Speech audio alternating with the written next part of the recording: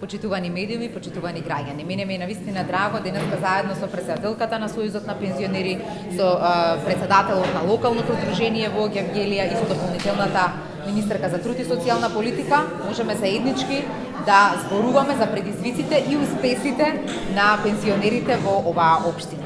Она што може да се истакне е дека токму во овој месец сите пензионери добија зголемување на своите пензии од 722 денари. Тоа беше ветувањето кое што им го дадовме минатата година во јуни месец и тоа денеска е реалност. Ова беше по нивно барање, по зголемувањето на приходите кај работоспособното население или зголемување на просечната плата од 5% и минималната плата од 15%.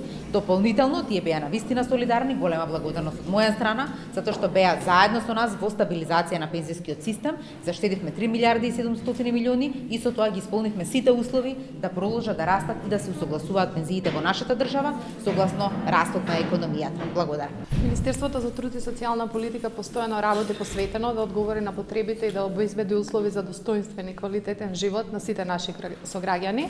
Токму за таа цел, за сите оние кои што не ги исполнуваат условите за остварување на пензија, немаат никакви други приходи, за прв пат воведовме право, така наречена социјална пензија и навистина ни е драго што над 60 лица од општина Гевгелија веќе го остваруваат ова право.